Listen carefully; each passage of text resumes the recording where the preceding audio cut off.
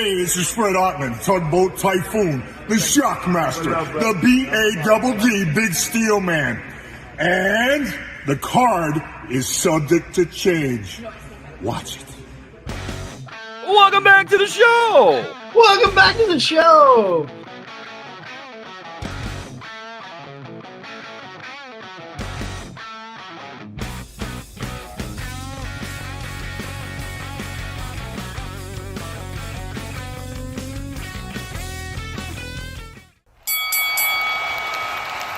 And now, your hosts of the Card Subject to Change podcast, the For Frequency's Sake Tag Team Champions of the World, the Wizard CZ, and Never Wrong Nick Bull.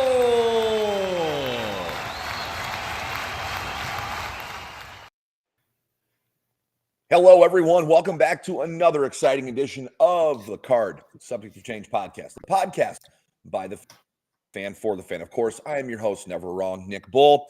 Before we get to the other things, we must let you know that we are powered by Lopez Pizza, built by Durham Remodeling, and colored by Ryan Allison Tattoo. Of course, I'm Never Wrong, Nick Bull. Thank you so much for joining us. I'd be remiss if I did not introduce to you my tag team partner here in this little corner of the wrestling world. He is the one, he is the only, and apparently he's not a shoot wizard. I don't know if that's true or not. Hey, I have the certificate to prove. Is that notarized? Is there a wizard notary? Is there a wizard notary? I don't think it's. I don't see a notarization on there, but it's. You're gonna have to get a notary. It's got an official seal, so regardless, he is one half of the code of the For Frequency's Sake Tag Team Champions with myself. He is the one, he is the only. Shoot wizard or not, he is our wizard. He is the wizard, CZ. Wiz, how you doing? Man, I'm feeling good. Getting things back on track. It's been a good weekend. I'm excited to talk to our guest. It's gonna be fun. We're gonna have some fun tonight. We are gonna have fun. We do have a guest. We'll get there in a second, but this time change kicking my butt. I'll tell you that right now. I don't like it getting darker earlier here as we go behind the curtain here. We usually record about 6:30 on Sunday evenings, and I don't like it. Usually it was still light out when we started. Now it's not. Yeah. So on to that part of the year. But as CZ said, we do have a guest here in the studio tonight. Yes, we do. And this guest is golden. We are going to bring in the golden god himself, one half of the MILFs, one half of the boys, Mr. Bryce Jordyn. Yo. Today. Oh, we're doing. How are we doing today, boys? Feeling good. Doing great, Bryce. Doing great. Glad to have you here. I know we've run into you in different shows before, but glad to have you into our little corner of the world here. Yeah, me too. I always ask all the first timers the same question: why professional wrestling? What was it for you? I mean, that got you hooked. As far as my earliest memories are of pro wrestling, I've been hooked since I was literally as young as I can remember. 3, 4, 2, probably 1, 0. I mean, my parents were wrestling fans, so they always had it on every, Monday night. Like I said, my earliest memories is trying to stay up late to watch Monday Night Raw when I was 3 years old, right? Everything about it just drew me in, and I haven't been able to escape it since. Neither have we. So that's not a bad thing. True. True. Bryce, I always follow that question up. Do you remember that one moment that just said to you, I have to do this? Have to do this? That might have been later on in my my journey of it. That would have to have been more like 2016, 2017, the Black and Gold NXT. Watching guys like Johnny Gargano, Finn Balor, Adam Cole, guys that are more my size, being able to go out there and do it at the level they were doing, because I hadn't known about the indies yet, right? I hadn't known about ROHs or anything like that. So I haven't gotten the little guy experience. I say little guy, we're all big and larger than life in this industry, but the guys more my size aren't over 6'2" and 300 pounds. To see those guys go out there and just absolutely kill it, I'm like, I mean, I think I can do it. I think there's a chance. I've watched it my entire life. There's a chance I could pick this up. Yeah. I did. You mentioned some of my favorite names there. Adam Cole, Johnny Gargano in particular. I love everything about Gargano. I'm a big DIY fan. Him and Ciampa's rivalry, especially during the Black and Gold era, was magic. See, ours was DIY and Revival. As you alluded to, I am a purveyor of many tag teams currently. So, tag team wrestling has always been something I've loved. All the way back. Too. First love's obviously the Hardys. The Hardys are the best. They did everything, and then it's just all I've been enjoying my whole life, really. You mentioned there about the NXT Black and Gold and some guys about that time and how you didn't know about ROH. For people who didn't know about ROH, this was kind of a glimpse at how it was when I was a big ROH fan. Yes, Ring of Honor for me was the gateway to independent wrestling. I knew there was independent wrestling, but not like this. And the guys that they brought in people from all over the place. It wasn't just that they brought guys in from around the world, and it was kind of like wrestling show and tell when you watch that, because man, you learn from the guys you watch, and then whoever was coming in, they were bringing in was off like a legend or somebody new. It was awesome. But I see what you mean when you say that the Black and Gold NXT reminds you of the Ring of Honor.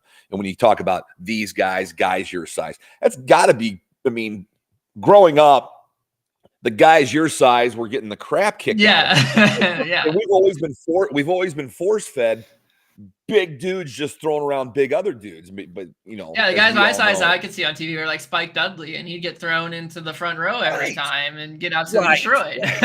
So, and then the guys you don't even think are your size, they just get portrayed as oh yeah, they're 6 foot, and then you find out later that they're 5'8". You know what I mean? They found a way to look big. So of those names, who do you tend to gravitate towards the most? Who is your inspiration? Big Adam Cole. Adam Cole is big in there. A guy that was mentioned within the Black and Gold, but is definitely another one that's kind of had that same as AJ Styles. That's where it's kind of funny thing. And I was thinking back to my childhood is because we found Total Nonstop Action, right? TNA. Yeah. We found that around 2008 or 9. So it was still still decent during that time, right? And with Christian, and Angle and Abyss. So but I just thought that, hey, this is the alternative to WWE at that point, because I was young. I didn't think they're kind of just below. I'm oh, they're on TV. Hey, 6-sided rig. This is freaking awesome. So, no, that's fantastic. Samoa Joe was among those names as well. He was involved in there. When you said AJ Styles, I was like, well, he was back in Ring of Honor very early, so that's another Ring of Honor guy. Yeah, exactly. And that's something that's so great about this day and age now is you can just go back and see it all. Yeah, and you can see it all so easily. Before, I never was in it. I just hear the stories of the tape trades, having to trade tapes in order to see, the different stuff. And now it's shit, I can go on the ROH app or something and just, or TNA app, and I can go back and watch. YouTube has changed the game. Yeah. YouTube. You go on Twitch, and sometimes Impact streams freaking just pay-per-views from back in 2004, Right. You mentioned something earlier, and I want to talk about both your singles life and your tag team. But you said part of multiple tag teams. For those who don't know, what is a MILF in your eyes? I know. I'm sure people know what it is. I'm sure people understand, and they would know the correct as a Men in Luscious Fur. Yes. How did that come about? So we thoroughly enjoy this guy called Young Gravy and Baby No Money. And me and Jimmykins are both hey, this sounds like us. This sounds like something we can really sink our teeth into and have fun with. And so that's just kind of how it all began, we gave the pitch over to the man over at CEW, Mr. Bayless, and he was like, that sounds like fun. Why don't you guys try it? We'll see how it goes. We'll try it. And then we were the talk of Delta, like we had everyone in the palm of our hands. And such a fun tag team, and the outfits, like you said, Men In Luscious Furs. I love the jackets you guys wear to the ring. Mm-hmm. Yes. Overly colorful, furry. They're fantastic. Yes, it's great because we tried to base it off of the album cover of one of Young Gravy's called Gasanova, and it's like a purple, pink, yellow, like just boy colors, like very colorfully colored. And so that's why we ended up with like the pink and orange as our trunks and stuff. And yeah, I mean, it's great. It's fun. It's so much fun. And of course, part of another big Iowa tag team with friend of the show, Mr. Brandon the Shank Eubanks, part of the Boys. Talk about the Boys a little bit. I mean, you talk about like, my love for tag team wrestling, and Shank's right there with me. You know what I mean? Like right down to the very T with it. And being able to like team up with him it began so crazy. It started, just in training. We're just like, maybe we got just assigned as like a, quick little like, hey, you two together, these guys together. And Justin Deason was like, you guys kind of like have something there where you cover like each other's strengths and you add to it. And it just, like he's like, Bryce, you bring out more when you're with Shank, and Shank, you allow to be elevated to that. And it worked. And Shank's one of my very best friends ever. We work out together and we traveled up and down the road together. So, I mean, it was just a natural pairing.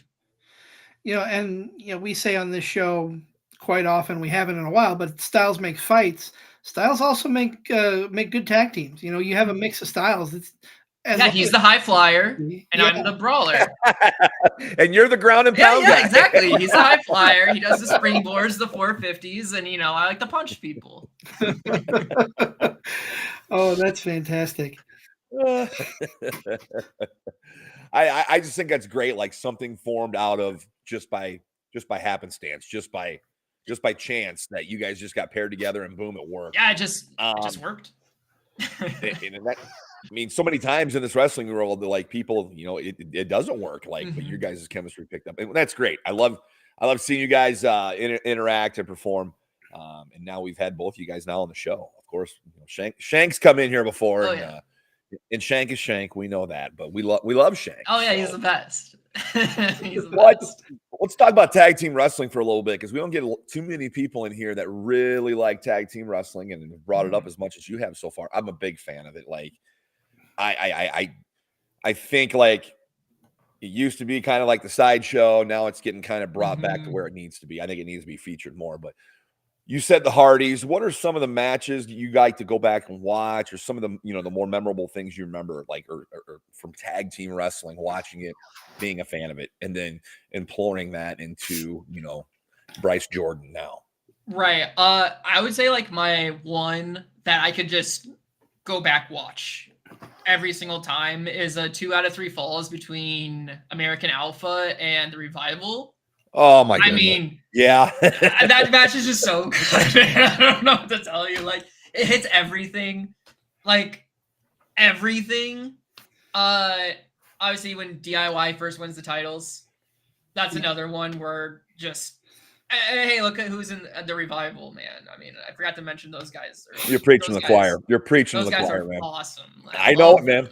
I know it. They're so good at tag team wrestling, man. Dude, so good. So good. You have both of us. The Revival, or FTR, one of his favorite tag teams. Yep. DIY, one of mine. So we're all on the same page, loving this.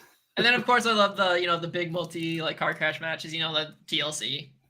Or yes, it would technically be TLC 2 at the Mania. Like that was just. Yep. I mean, and then there's one more that I watched. And I can't remember now who it was, but it was WCW. I think it was 98, but I can't remember off the top of my head who they were. But I think it's because it wasn't really like a tag team like that was like together. I think there was like a kind of like a mixed bedfellows deal.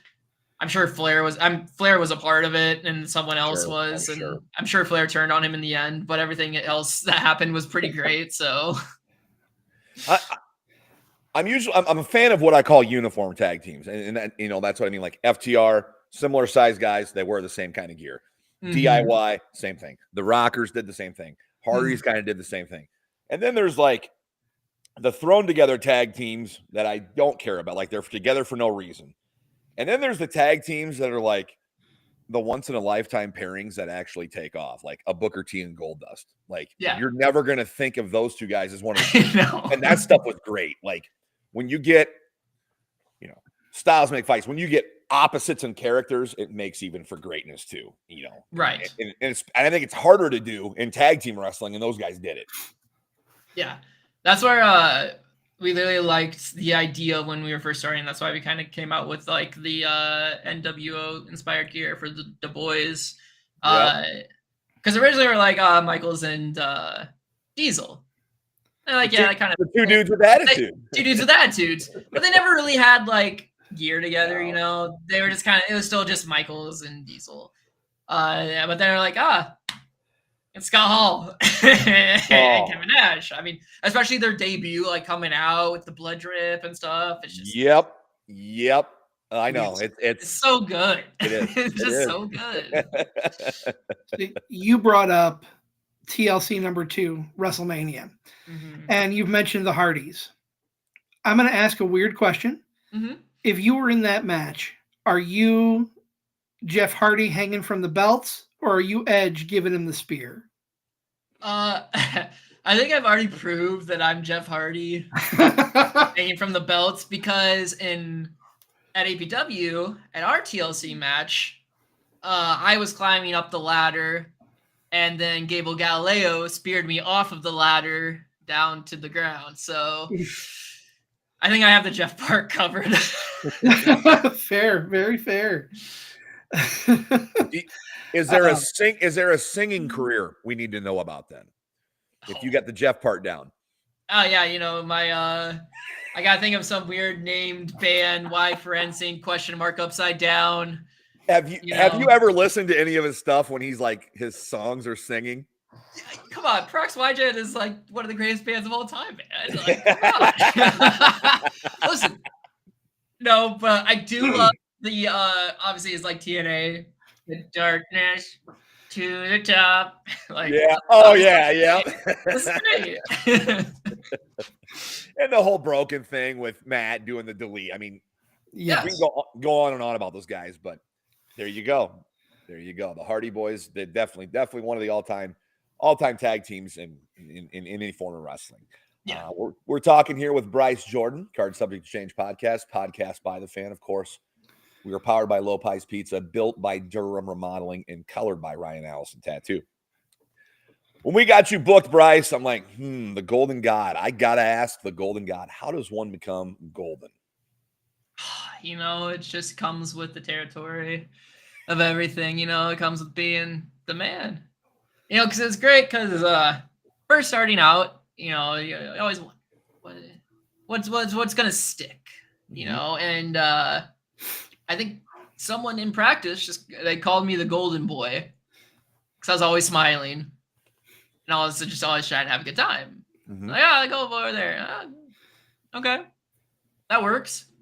And then when I saw the light, as I became, you know, a heavyweight champion, I realized I was no boy. I was a god. And so that kind of, you know, brought the change about. Yeah, speaking of championships and being champion, Social X, the Red Championship. Talk about what that meant, because you were the first to hold the title, correct? I wasn't the first to hold the title, but I was able to. It was vacated due to injury, I believe. Okay. And then I was the one that was able to step up and be the guy. What does it mean to you holding a championship in any company? It means something, you know, because it means that you're one of the guys, right? You're one of the guys that come in night in, night out and show what they're worth.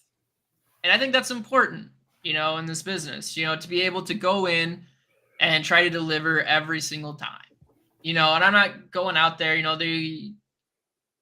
going out there always, to make friends. I'm not always out there, to please everyone. Sometimes I am. Depends on the night.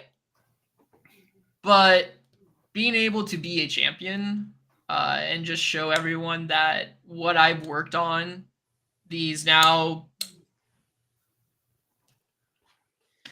7-8 years that I've been in the business has meant something, and it's led me to a point where what I'm doing is right.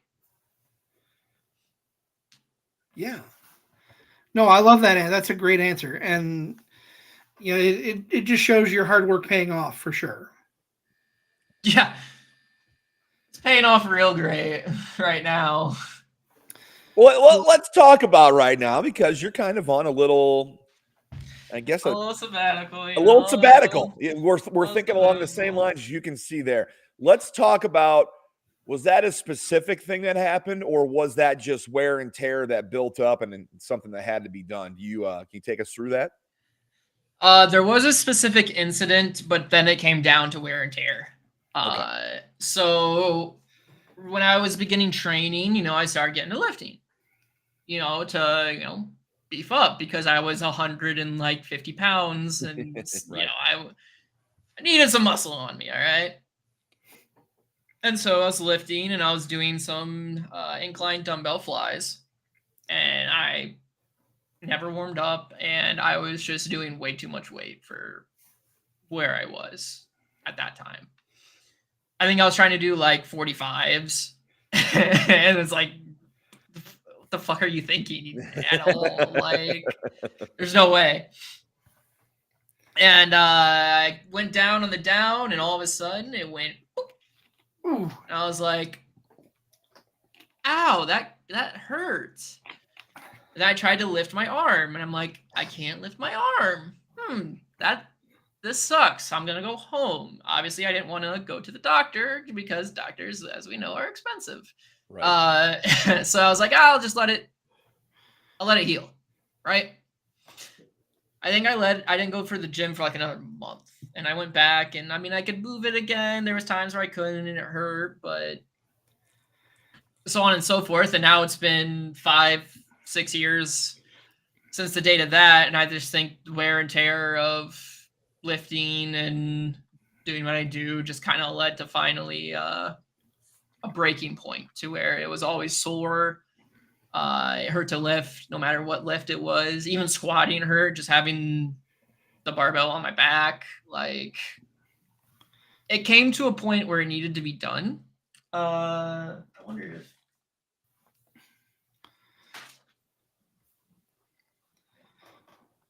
I don't know how well these would turn out. I actually have pictures. Ooh. Well, of my surgery. I don't know how well. So, like, I know it's kind of shining weird. So that's what's keeping my shoulder together right now. Those little Sure. anchors. Ooh. Let's do. Yeah. Sorry. I'm trying to get the big, but it doesn't want to. Look at me. I'm on the big screen. On the big screen, baby. That's what IMAX No feels more like. Nick. Now Bryce is in IMAX. I tore my supraspinatus tendon, which is part of your rotator cuff. And then this picture right here is actually my biceps tendon as well. And as you can tell, it's very red. It's very pissed off. It is not happy. No. So apparently my biceps tendon was also rubbing alongside my chromium. Wasn't great. And then I think that right there, you see how it's kind of like lipping up? That's just fatty shit. Because of the fact of the injury, and since it's been so long, just fatty deposits started to store in there, which is another reason why I just felt like absolute dog shit. and then so above all the red, and then to the left or right, whatever one, this one on, that's just everything pissed off before they even did anything in there. So, yeah. I was told I wasn't going to get this scar unless things looked bad. I was just going to get this one and then this one right here.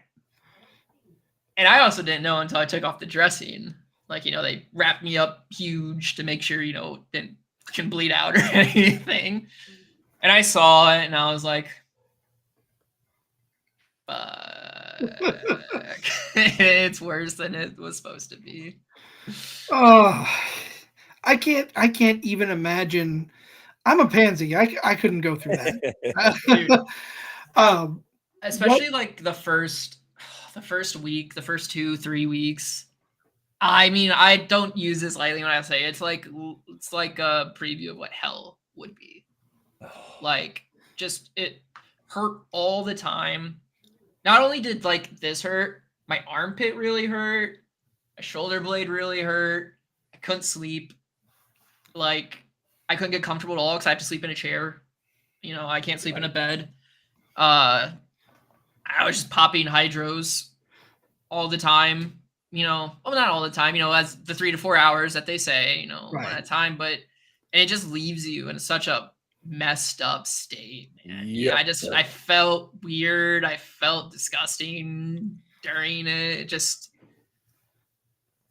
wasn't great. Well, you said you're 5 days away. That's 5 days away from stopping to have to wear that harness and then move on with rehab. Or what? Yes, that's the next step. Where are we at on the journey to recovery? So it'll be 6 weeks on technically Friday, but I go in to see him on Thursday because Doc doesn't work Friday. So it's been a long 6 weeks, and like I said, like weekdays are great. Weekdays go by so quickly because I'm actually I'm going out to PT Monday, Wednesday, Friday. 3 days out of the week I'm going where all they do is move my arm. I don't do shit all. I try to relax as best I can and they move my arm, and that's my therapy. And then once I finally get, the brace off, I'll be able to start going into like small movements.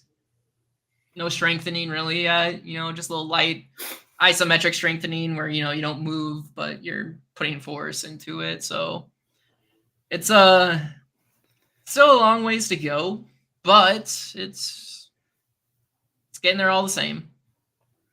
Without a doubt. So you said 6 weeks. Is that how long before you'll actually be back in the ring, do you think? Realistically, don't know. It all depends on how it feels. Like, really, that's something I'm going to discuss with the doctor, on Thursday. Just kind of let him know. He kind of knows that I do it, but I don't know if he understands fully. Right. Because I think also for me, it's just making sure that I don't do anything to it again. Obviously, guys have had surgeries like this and come back. So I just want to make sure that it's strong enough to be able to, take the bumps, take the holds, and then even a simple thing as like an arm wringer, you're getting your arm twisted up like this. Yep. So it's just going to kind of be a give and take on when I'll finally be able to get back in the ring. Absolutely.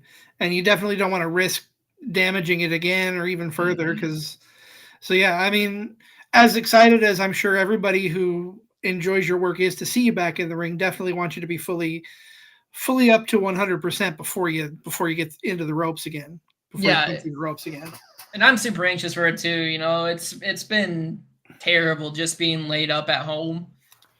I've never wanted to work more in my adult life than right now. It would just mean I'm back to some semblance of normalcy. Like my gym's at home. It's just downstairs, just waiting for me. Like it's been something, that's for sure. No, for sure. That brings us to a good pausing point. Mentioned to you, Bryce, off air, our flagship show for fantasy sake, celebrating their 100th episode in a couple of weeks. So we're going to take just a moment here to hype up their 100th episode coming here pretty soon. So we'll be back in just a minute. Big news, fantasy fans. We are hitting a huge milestone, the 100th episode of For Fantasy's Sake, and we're going back to where it all began, Kavanaugh's Hilltop Bar and Grill in Rock Island. Mark your calendars, Sunday, November 16th, 10 to 11:30 a.m. Join the crew for football talk, fantasy insights, laughs, and a little friendly banter as we celebrate 100 episodes and dive into the rest of the fantasy season. Expect giveaways, league chatter, and maybe even a few surprise guests. Grab a drink, hang out, and be a part of the live recording at the bar that's been our home from the very start. Whether you've been with us since episode 1 or just joined this season, this is one party you won't want to miss. See you at Kavanaugh's. Hey everybody, this is Hollywood from the Gorgeous Ladies of Wrestling, and you're listening to the Card Subject to Change podcast. I hope you enjoy it. Have a good day. Bye. Welcome back to the show. Welcome back to the show. Episode 223, Card Subject to Change podcast by the fan, for the fan, of course. I'm Never Wrong Nick Bull. He's the Wizard CZ. Our guest, the Golden God, Bryce Jordyn. More with him in a moment, but we are, of course, powered by Lopez Pizza, built by Durham Remodeling, and colored by Ryan Allison Tattoo. We're back at the mic here with Bryce Jordyn, who was kind of going through the rundown of his surgery and the rehab process. What will it be like when you're finally back out there? Because I'm assuming this is probably the first major injury / surgery in the 8 years. Yes. What do you feel like it's going to be like? We talk about how long the weekends are and how bad they are. It's going to be worth it, I think, when you get back out there in the ring. I think so too. Obviously the biggest thing when coming back off an injury is to see if, crowd will care. You know what I mean? Because even though, on the indies, usually, you're only running, and I like certain places like once or twice a month. That just, perpetuates even further when you're gone for super long time. So it'll be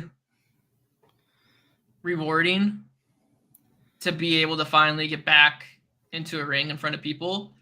I'm just hoping that I'm ready. At that time, it's been the longest I've been outside of a ring, for sure. Even during COVID and stuff, we were still able to, with limited people in the building, get in and do some work, and we ran shows. So it'll be look forward to, that's for sure. It's just another way to get back to some normalcy in my life. Yeah, and I bet you're looking forward to that day when it comes. Oh, yeah. I mean, dreaming sucks. Dreams suck. Because I get these dreams sometimes where, I'm in a ring and stuff, and then I wake up, it's like, what the fuck? The other dreams that suck are dreams where I don't have a sling on. And then, for a bit in the dream, you're not really, and then all of a sudden, for some reason, you become conscious of something like, hey, shit, I don't have the sling on. My arm's about to fucking break. And it's like, and I wake up immediately. It's like, sleeping sucks. So obviously, besides being back in the ring, getting back in the swing of things, a good night's sleep is going to be welcomed back by Bryce. I can't wait to sleep in a bed, man. I can't wait to sleep in a bed. I bet that is awful, dude. I bet, man. It's terrible. And, shout out to my girlfriend. People know Briar Hale. She has been the only reason probably I haven't gone completely insane. She's done so much for me over the course of these last, 5 weeks, going on 6. And I literally don't think without her I could have done it. I probably would have gone insane. And it's good to have that kind of support for sure, and I'm glad you have that support. And, Sorry, excuse me. I don't know where I was going with that, but no, I'm glad you have that kind of support to help you get through. And definitely mentally is a big big place where that support comes into play big time. Yeah, like I said, especially that like first 2-3 weeks where just feeling absolutely terrible at all times, and under like the hydros and stuff, like it's just fucking terrible. It's absolutely awful. Yeah, I haven't had the shoulder surgery, but I've had a broken ankle and I've had a broken elbow, and the hydros, dude, I know exactly what you mean. Like you feel like nasty and filthy, but it's like it hurts. You got to. Yeah. You have to, because if you don't, it's even sucks. worse. Yeah, if you don't, it's even worse. So like I see why like people can get hooked on them, man. I definitely see it. It's such a dangerous thing, and I know some people that have kicked them when they go have the surgery. They won't do the painkillers, and they're like, "Oh Jesus, I couldn't do that." I'm a wuss. That's something that's funny because for work I do physical therapy stuff. I'm a physical therapy assistant, and we've had some patients be like, "Oh, I'm worried about getting hooked. I'm not gonna take them." And they're getting like knee replacements and stuff. Yeah. You're not gonna get through this. This is gonna be absolutely terrible if you do. So I want to kind of expand on what you just said about your work. Your physical therapy assistant, is that going to be a big help for you when you start going on that road to recovery? Do you think? Oh yeah, for sure. I think it's helped me even now because I know what's in store. Like I know pretty much the roadmap that I'm gonna have to go on, which is nice because some people don't have that roadmap. They don't know where, hey, you're gonna be at this point, where you're gonna be at this point, where you're gonna be at this point. And also then I know like things aren't going slow. I would say right now I'm very average with my recovery so far. We're hitting the marks when we need to, but we're not like hitting them like a week sooner. We're hitting them right on time. So very average healer, apparently, not slow healer. Important. But so we're not going to see the super senior recovery and see you back at the Classic, right? And I ain't pulling. Listen, I don't got that money that Cena's got to be able to just all of a sudden come back 5 months sooner than expected. You're not an average healer. Your body is just selling. Yeah, exactly. I gotta sell what's going on because there's a lot, as you saw. There you go. There's a lot fucking going on in there. So listen, it's like I took a tombstone from the top rope to the ground on the outside, through a flaming table. Like I gotta sell it. So, Bryce, usually when we start getting a little later in the show, we call the show Card Subject to Change. We like to play a little fantasy booking. And I'm gonna spin things a little bit because you're on the road to recovery. If you could choose anyone, and I mean anyone across the board, for your first match back, who's it going to be? That's hard. That's really hard. For the first match back, a lot of guys that I would very much like to get back into the ring with. I've had some guys, message me and say, "Hey, I got your first match when you come back." Oh, that's nice. Thanks. I mean, yeah. It's the opposite of the Cena tour. They're booking your welcome back. Yeah, exactly. I would have to say if there's one guy, it would have to be probably James Jeffries. Okay. I'll take him. First match back. No, I can get behind that. That'd be a hell of a match. James Jeffries, one of the best wrestlers in the Iowa, the Midwest independent scene for sure. Yeah. Yep. He's too nice of a guy. He wouldn't go after my shoulder.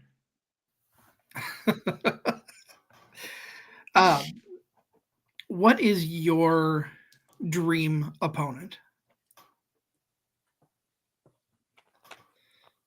Anyone, right? Anyone. Opponent. Anyone in history. I mean, Shawn Michaels. Yeah. I mean, he's definitely like one of the reasons why I always stayed with wrestling, between him and Jeff Hardy. Like, Shawn's always been the guy to me. Like, I think he's the greatest of all time, in my personal opinion. And then right behind him probably be like AJ Styles. Okay. I'd throw those guys as like 1, 2. You could switch on the day depending. Fair enough. 2 great names. What era of Michaels do you like the best? Oh, that's hard. Like, come to Jesus Michaels is really good. I love the comeback, come to Jesus Michaels. Like, Okay. But like, hey, like 96 to 98 or whatever. Pilled up cocaine loving Shawn Michaels was. He was just like the best. I mean, that's why he was still champion, even though he was doing that shit. I mean, because he was the fucking best. So like, it was different, man.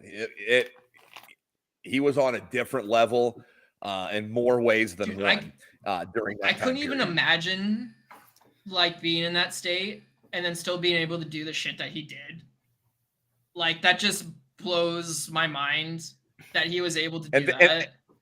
And then getting in a car or whatever, driving and doing it again the next day, probably even better. Yeah.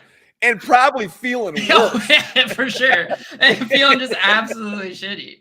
And not having an idea sometimes where he is. Like, oh my goodness. Yeah. I can't even imagine. I mean, me neither, but it's like, no matter what, it's like that guy's just like the best. And it's so fun even to go back and watch like his early stuff, you know, because he's so good then. Like, yeah. And he's just the way he evolved as a worker throughout it all is just great. I mean, it just shows why he was one of the greatest of all time. I mean, he was so great that Marty Jannetty had to throw himself through a window to get away from him. Yeah. That's right. I mean, he's a coward. I saw him jump too. Bryce, are you following current product? What are you watching right now that's grabbing your attention? Not really. I've kind of like lapsed back out again of the current product. I kind of, come in waves where I'm back and then I'm out and I'm back and I'm out. Sure. And then just recently with like the weird way that pay-per-views are right now, it seems like a mess to even try to watch anything with that. Like with the move to ESPN and having certain things on certain streaming services, like it's just a pain in the ass. It's a pain in the ass, and I don't want to fucking deal with it. So I don't blame you. I just don't. I've been watching WCW from like 97 right now because I'm like, I can get on Peacock and watch it. I'll throw this out there, dude. I'm telling you, like YouTube itself is destroying Peacock right now.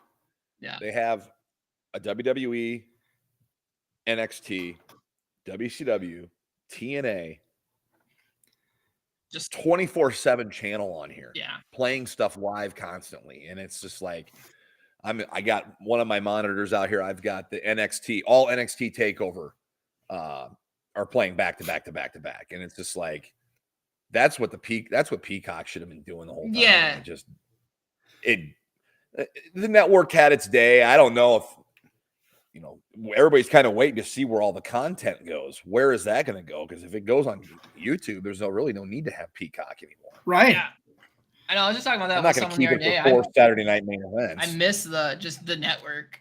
I miss the network so much. Like, it was so much easier to like find things. It was so much easier just to traverse. Like, they were so ahead of their time with the streaming service. It's insane. It sucks that they just wanted money. Yeah, big deal. You're right. The network, I love that it had everything chronologically. Because when I'm going back and watching something, like I want to get the whole story. Because obviously I didn't know what happened. I got to get the before and I got to get the after. Yeah. It's hard to fish around. Sorry, yeah, they label them as seasons and like episode numbers. Like, give me the fucking year and the fucking date. That's all I need. Exactly. If I'm gonna Google show me this match, it's gonna give me the date and year. It's not gonna give me what season and episode. Right. It was on. I agree. I'm with Nick. I would much rather start an early pay-per-view from, I'll just throw an arbitrary year, 2009 out there, and have the next thing that comes on Peacock be the next pay-per-view of that year, as opposed to going from 2009 to 2010. I don't want to watch like that. I want to watch things chronologically. I want to know what the story is. Yeah, and I also got rid of a lot of stuff through the Peacock too. There's like some pay-per-views I've tried to like go back and watch because I want like specific matches. They're just not there. I was so pissed when they took off the weekly NXT. I was on an NXT kick. I was doing a rewatch of the weekly televised shows. And then when CW took over the live broadcasts for the current product, gone. You know, it's just the takeovers on there, which is fine. You know, and the takeovers are basically chronologically put in there. But I was so frustrated because that was what I was enjoying rewatching early NXT.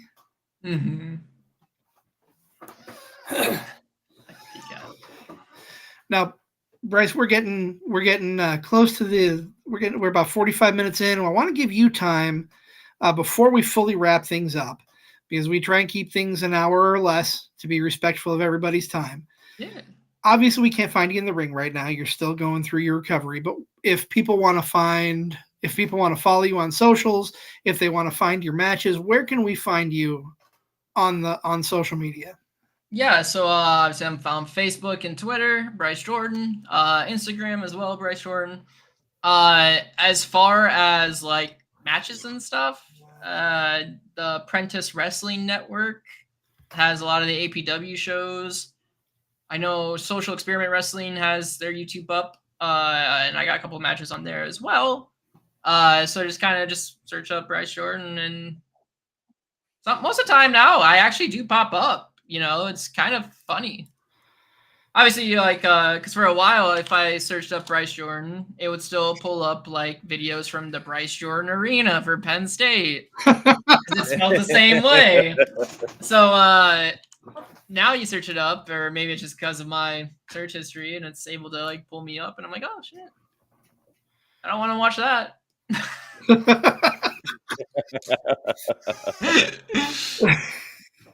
Bryce, where do you see yourself here in 5 years? 5 years? Yep.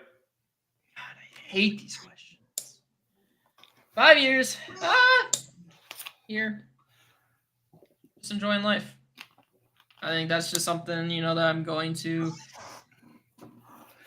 have to really decide, especially after the injury, if I'm going to start doing less, or if I start feeling even better, start doing more. Like I said, this could be a real changing point for me with how I view pro wrestling. Because either it's going to be, I want to make sure I'm good, and if I'm good, I'll just, I'll keep riding until the reels fall off. But obviously, if it doesn't come back along, I'll have to find my way maybe into commentary or something else. I can't leave wrestling. It's too ingrained in the old brain, and I just can't get rid of it. It sucks. It's sure. Like I said, it's what I dream about. It's what I just like. If I'm just spacing out, just wrestling will just overtake everything, and I'll just constantly think of it. I just can't stop. Some days I wish I could, but I can't stop. Right. So it's just it's going to be a reevaluation of life once I'm fully out of this situation, and then go from there. I'm gonna go by the flow guy. That's understandable. Bryce, one last question that I always am curious with people. Perfect world, you're fully healed up, you're back in the ring, you've got contracts coming in from everywhere. Where are you going? AEW. Okay. Like, if it's a lot of good matches there. Because let's be honest, that's where more a place, if I was able to go, as I'd be able to thrive more. Right. So I think definitely there. I still think it'd be fucking awesome to get Impact TNA, just because going back to, like I said, just finding them randomly, one night, and then being like, oh, these guys are awesome. They're better than WWE right now. You know, like especially like around Right, that 2008, 2009 time frame when WWE was rough. For sure. Our friends over at the Brothers of Discussion podcast, that's exactly why we podcast as well. Wrestling is forever and will always be some sort of therapy. I completely agree. Yeah, 100%. 100%. It completely changes, you know, my week around when I know at the end of the week I'm able to go to a show. Yes. Yeah, I think, you know, hearing that from a wrestler and then podcasters and fans, I think we can all agree on that. That's for sure. Like you know, getting excited to lead up, and then like you're excited after a show, but you're also bummed because you're like, well, when's the next one? You know? Right. Yeah. All right. I mean, hey, it doesn't stop, especially like after shows. Like most of the time, you're thinking, hey, what could I have done? What could I have done a little different? What could have been a little better? What could have been a little weird? You know, like did I have to do that? Could I have done this? It's always just like I said. That's why it's like if I just face out, I'm in my chair.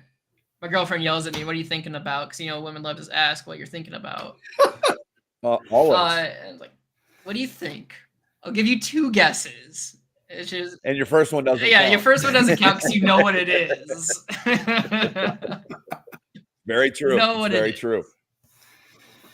Well, Nick, that's gonna wrap up the interview portion. We have a little preview. You know, we're talking about going to shows.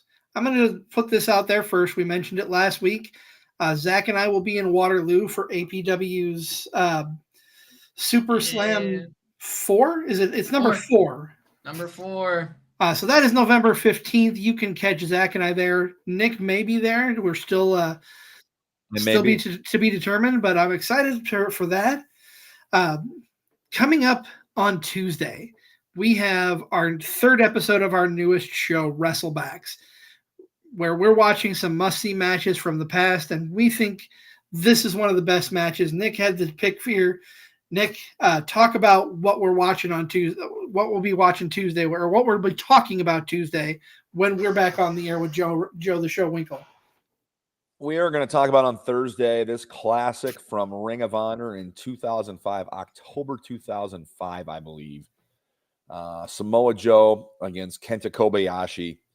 It's 23 minutes of 2 dudes beating the crap out of each other. There's no commentary, and the crowd is one of the better wrestling crowds that I've ever seen being a part and surrounding a match. So the best part, you don't have to dig through your old boxes of videotape or DVDs to find it. It is on YouTube. So go check it out. These guys, it's amazing. It's kind of like 2 ships passing in the night, this match that happened. There's also a really cool video out there on YouTube, a fan made, that kind of gives you the story behind this match too, if you want to check that out. That's pretty cool as well. But yes, for sure. We will be talking about this on Tuesday. Joe and Kenta Kobayashi on the next episode of Wrestleback. And speaking of Ring of Honor, that's what we're doing next week. We got a special show with a special guest, a friend of ours from when we went to Ring of Honor shows. We're talking about the Mount Rushmore of Ring of Honor. We're going to share ours. We hope you share yours in the comments when we go live next Sunday. Nick, I'm super excited about that. And I can say some of these people that I put on the graphic are definitely on mine. Maybe not all of them, but I'm not going to spoil anything. I'm not going to say who. We'll see. All those people on that graphic went on to do pretty good things. So, and every one of them could be on the Mount Rushmore of Ring of Honor wrestlers. They absolutely could be. So looking forward to that next week with our good friend Ryan Cerny from years long ago, getting him back in the studio to, of course, talk about Ring of Honor and Mount Rushmore. But yep, that's next week. Looking forward to it. I can't wait. And that's going to put a bow on this edition of Card Subject to Change. We are the podcast by the fan, for the fan, powered by Lopez Pizza, built by Derm Remodeling, and colored by Ryan Allison Tattoo. For my tag team partner, Never Wrong, Nick Bull, I am the Wizard CZ, and we will see you next week right here on Card Subject to Change.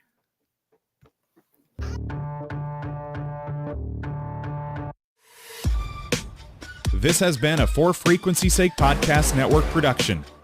For more great content, subscribe to For Frequency's Sake on YouTube, Facebook, and Twitter.